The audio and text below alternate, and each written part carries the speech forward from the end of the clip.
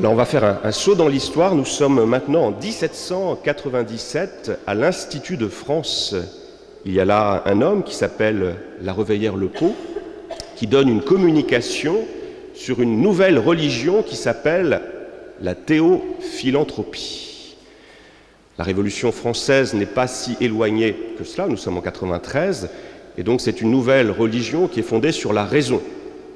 Alors pour présenter cette nouvelle religion, cet orateur commence à prendre la parole, et visiblement il a oublié les 3 règles d'or de toute prise de parole, de toute prédication. Est-ce que vous connaissez la règle d'or, les 3 règles d'or de toute prise de parole? Il faut savoir être bref, court et pas long. Ce que moi-même, je ne maîtrise pas du tout.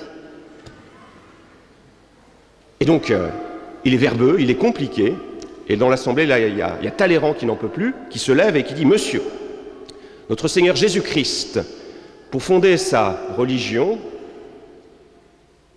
a été tué. On l'a crucifié. Il est mort. Et ensuite, il est ressuscité.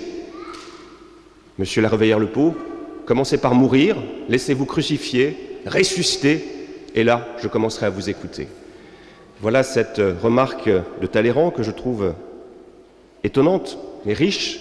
Et elle me sert à introduire mon propos parce qu'elle nous dit quelque chose de très important sur notre foi qui nous réunit tous les dimanches, de plus en plus nombreux, je m'en réjouis. Qu'est-ce que la foi chrétienne? Est-ce que la foi chrétienne, c'est une doctrine, à l'image de cette théophilanthropie, une doctrine compliquée? Ben non, c'est pas ça. C'est pas d'abord cela. Bien sûr, il y a de la théologie, une théologie qui peut être spéculative, mais c'est secondaire, on va dire. C'est pas une doctrine. De la même manière, la foi chrétienne, ce n'est pas une tradition qui serait fossilisée, quelque chose qui serait vraiment un bloc pétri dans le marbre à jamais. C'est pas ça. Nous le savons tous, cette foi qui nous rassemble, c'est une tradition vivante.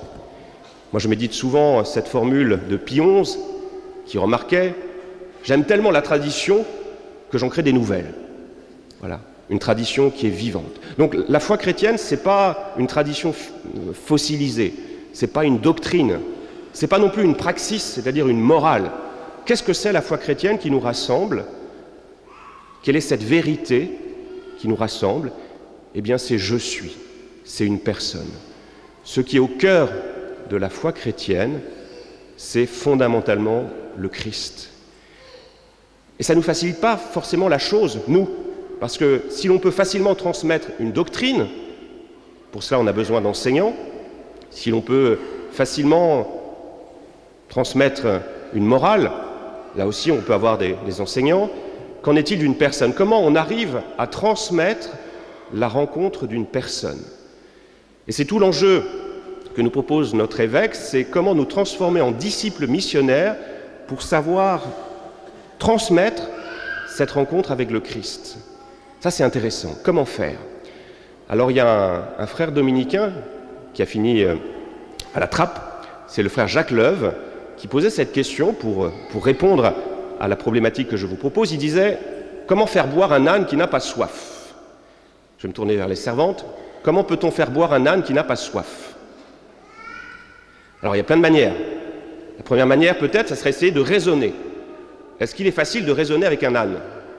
Ben non, parce que l'âne résiste à toutes les âneries qu'on peut leur raconter. Donc, c'est pas par un flot de paroles, parce que quand un âne a une idée en tête, eh bien, il n'en démord pas. Qu'est-ce qu'on peut faire? On peut lui taper dessus, mais on ne va pas faire ça, c'est totalement inhumain. On peut lui donner du sel pour lui donner envie de boire, mais là aussi, c'est inhumain. Alors, quelle est la seule solution possible? Eh bien, c'est de trouver un deuxième âne qui a soif. Et on va laisser ce deuxième âne s'approcher d'un bac avec de l'eau limpide, de l'eau bien fraîche. Et cet âne, il va se désaltérer. Il va boire cette eau limpide et on va deviner un sourire. Alors, je ne sais pas si les ânes sourient, mais pourquoi pas. En tout cas, il va boire vraiment avec joie.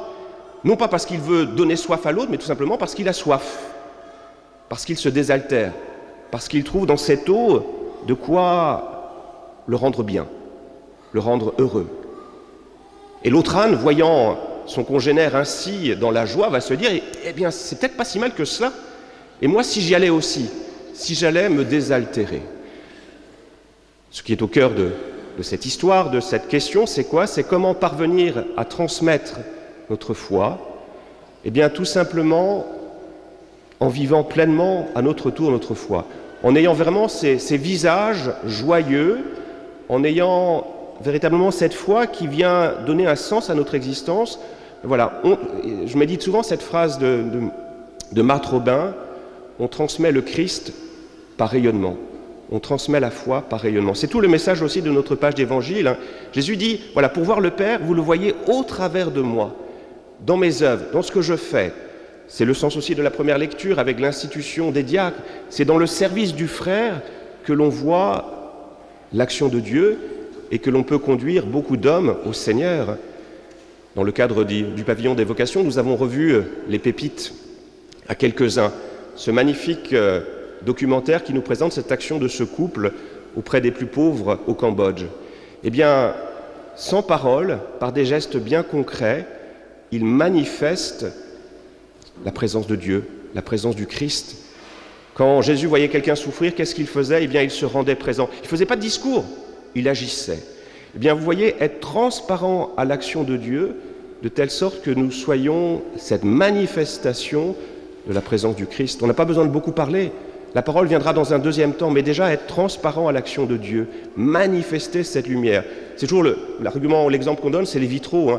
Être transparent pour permettre à la lumière de passer au travers de nous.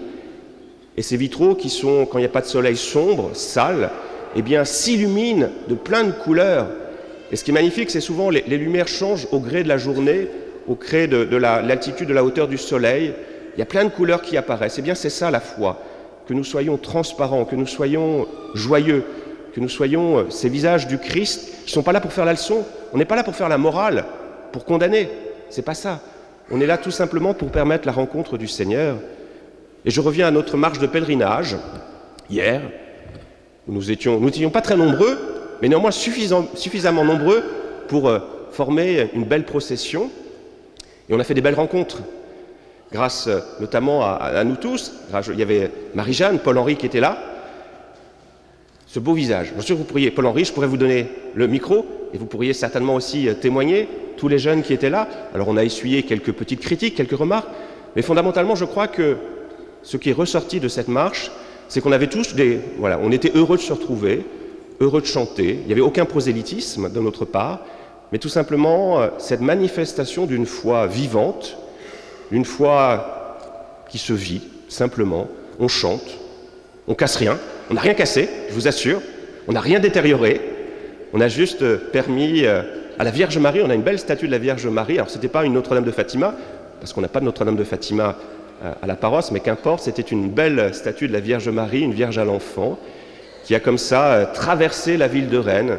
Je vous invite à regarder les photos de Philippe et de Violaine, il y a de belles photos de voir qui montre la richesse de notre ville de Rennes d'ailleurs. Entre le passage dans le Tabor, c'est la nature, c'est beau. Ensuite, le cœur du Rennes historique. Et puis, au fur et à mesure que nous approchions de la maison diocésaine, avec ces bâtiments beaucoup plus modernes, les tours horizon, de voir la Vierge Marie, qui en plus, cette statue, elle a un sourire magnifique. Voilà, elle bénit, et nous bénissions, nous chantions. Là encore, non pas pour faire la morale, mais tout simplement pour permettre au Christ de rejoindre. Nous étions quasiment à la porte du marché des Lys, et bien d'être cette présence du Christ qui sort de nos églises, même si on est nombreux à Jeanne d'Arc, il faut sortir pour manifester, pour être transparent à l'action de Dieu.